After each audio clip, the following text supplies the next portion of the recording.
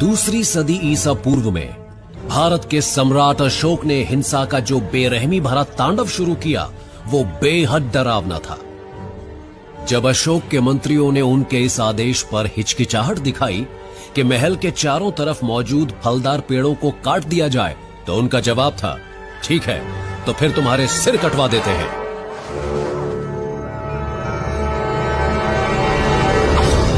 अशोक की बेरहमी का कोई हिसाब नहीं था। उन्होंने अपने मंत्रियों के लिए एक महल बनवाया। मंत्रियों को मालूम नहीं था कि इस महल में ऐसे उत्पीड़न कक्ष थे जिनमें मारने के 5 सबसे तकलीफदेह तरीके मौजूद थे। इसे नाम दिया गया अशोकाज हेल।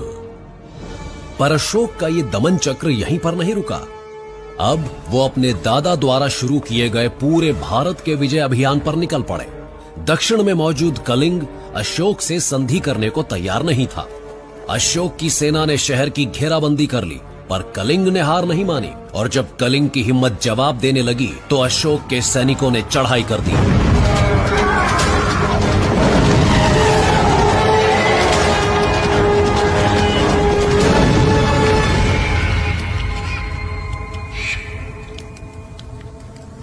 अशोक अपनी जीत का आकलन कर रहे थे कि तभी उन्हें एक शख्स सामने खड़ा नजर आया।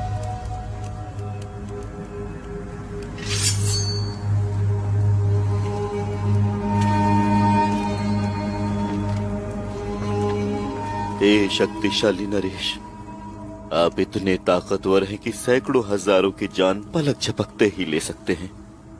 जरा अपनी ताकत दिखाते हुए इस मरे हुए बच्चे में जान डाल दो।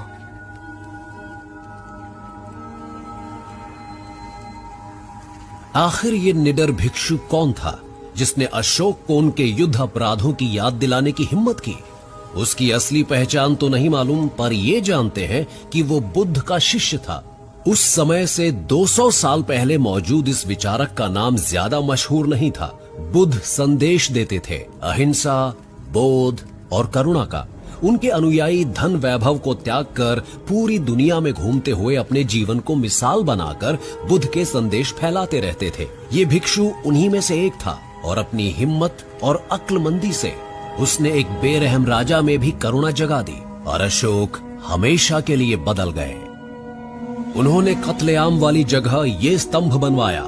ऐसे और स्तंभों का भी निर्माण करवाया गया। इस पर अशोक के शुरुआती संदेशों में से एक दर्ज था, सभी लोग मेरी संतान हैं और मैं चाहता हूं कि मेरी सभी संतानों का कल्याण हो, वे प्रसन्न रहें।